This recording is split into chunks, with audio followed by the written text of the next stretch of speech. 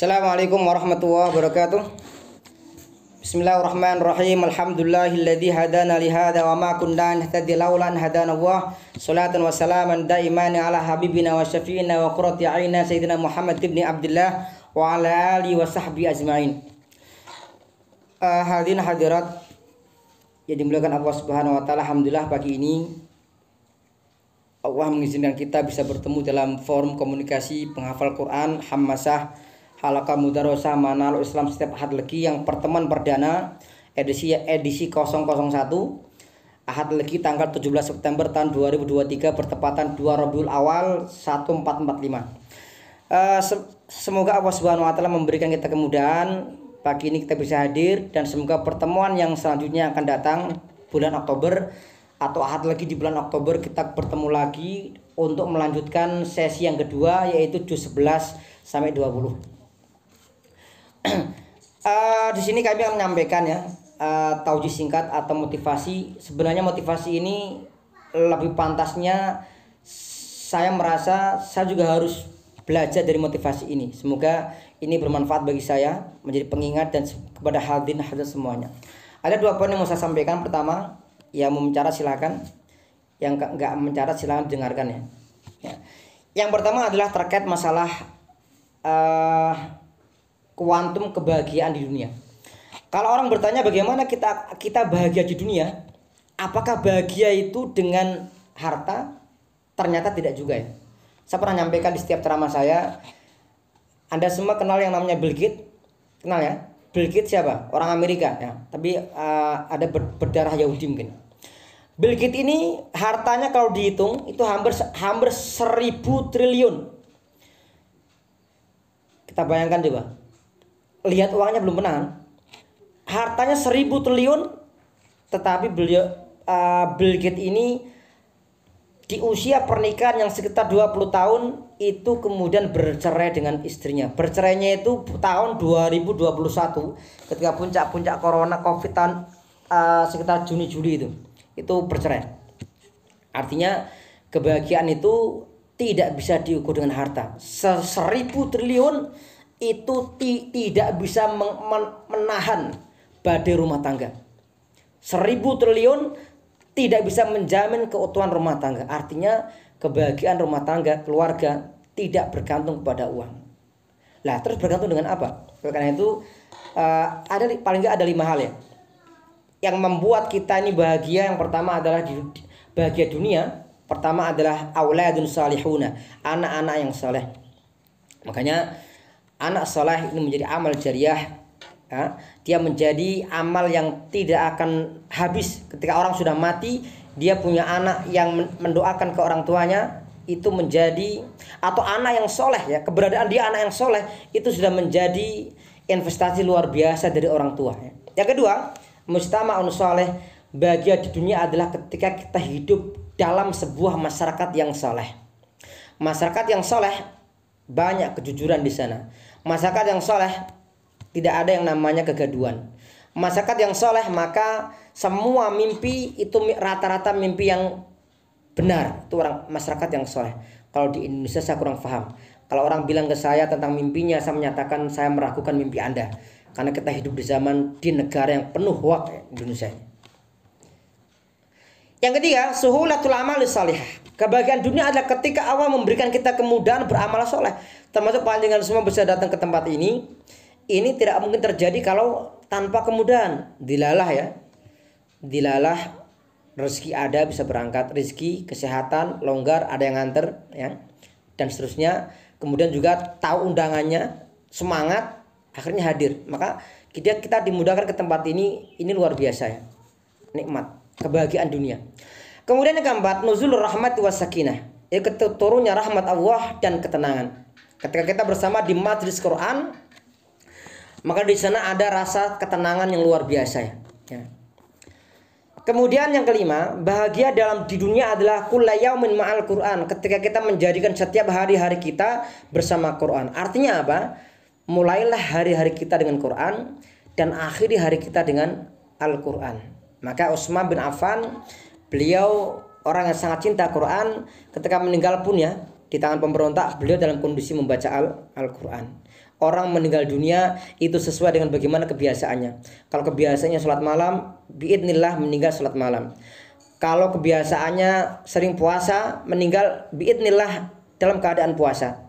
Orang yang kebiasaannya sering membaca Al-Quran, biidnillah meninggal ketika membaca Al-Quran. Kalau kerjaannya biasanya traveling, gimana nih? Ya wa'alaikum salam. Artinya mari kita meninggal seperti apa, pengen meninggal seperti apa, itu nanti yang menentukan adalah bagaimana kebiasaan kita. Ya.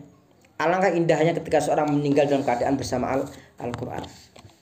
Kemudian yang kedua, kalau tadi 5 poin bahagia di dunia, maka yang kedua adalah bagaimana bahagia kita di akhirat. Yang pertama, dilluwahi fi dhillihi yauma la dhilla illa dhilluh. Ketika kita mendapatkan naungan Allah, lindungan Allah, ketika tidak ada naungan selain naungan Allah Subhanahu wa taala. Hanya orang-orang khusus yang mereka mendapatkan naungan ini.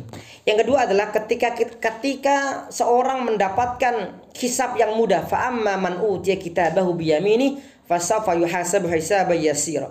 Orang yang mendapatkan catatan amal dengan tangan kanan, maka ia akan dihisab dengan hisab yang mudah.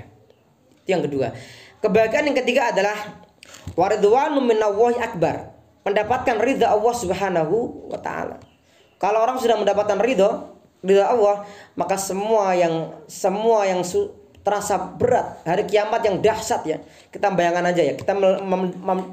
Kita dulu pernah membaca berita tahun 2014 ya, ketika gunung Kelut itu meletus ya, dan kemudian sampai debunya sampai kota Solo ya, sampai saya kaget bangun tuh udah jalan debu semuanya. Masuk masjid orang pakai masker semuanya. Ternyata ada berita gunung Kelut itu malamnya meletus ya.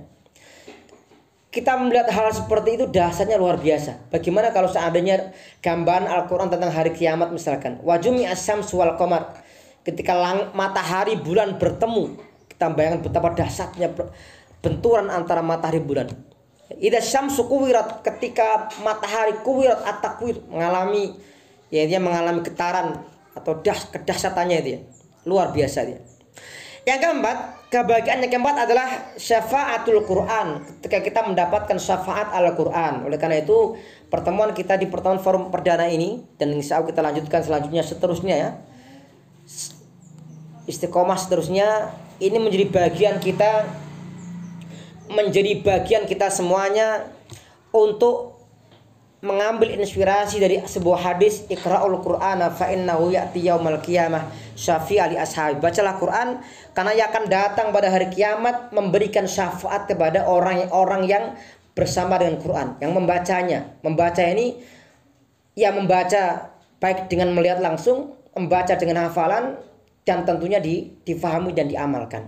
Yang terakhir, kebahagiaan akhirat adalah ketika disebutkan dalam Quran, faman zuhziha 'anil nar wa udkhilal jannata faqad faz. Barang siapa diselamatkan dari neraka kemudian dimasukkan ke surga, maka sungguh ia telah beruntung. Demikianlah 5 poin yang kami sampaikan tentang kebahagiaan dunia dan 5 kebahagiaan akhirat. Semoga Allah Subhanahu wa taala memberikan kita semuanya ya. Sebagaimana dalam doa sebagian orang-orang yang dicantumkan dalam Quran, aminhum may yaqulu rabbana atina fid dunya hasanatan wa fil akhirati hasanatan wa qina adzabannar. Di antara mereka ada mengatakan, wahai Tuhan kami, berikanlah kami kebaikan di dunia, berikanlah kami kebaikan di akhirat. Di akhir ayat dikatakan wa qina adzabannar, dan selamatkan kami dari api neraka. Semoga apa yang kami sampaikan secara singkat ini menjadi peringatan, menjadi pemantik semangat bagi saya khususnya untuk semakin baik. Insya Allah yang datang ke sini semuanya kita berkomitmen, kita berawal dari sebuah kebaikan, kita laksanakan di sini dengan kebaikan pula dengan bersama Quran, dan insya Allah untuk selanjutnya kita selalu ya dimanapun selalu ada Al-Quran bersama dengan kita. Jangan sampai di sini ngajinya mempeng, sampai rumah boro-boro ngaji ya, mau ngaji anaknya nangis, mau ngaji, nah ini jangan ya, sampai rumah nanti jangan sampai ada alasan lagi tidak punya waktu untuk bersama Quran hanya gara-gara betapa banyaknya kesibukan yang lain. Kesimpulannya adalah kalau kita ingin tetap bersama Quran, maka jadikanlah kesibukan itu adalah Al-Quran itu sendiri. Demikian. Sudah 10 menit ya. Matur nuwun atas semuanya. Semoga mudah urusan kita. Selanjutnya nanti kita lanjutkan kembali tasmi' atau simaan yang tadi belum selesai. Kita lanjutkan. Jazakumullah. Semoga Allah memberikan istiqomah kita. Aku qouli hada astaghfirullah li wa lakum wa nad'u lakumus salamah wat taufiq war ridha wal inayah. Usikum wa iyaya bittaqwallah. Assalamualaikum warahmatullahi wabarakatuh.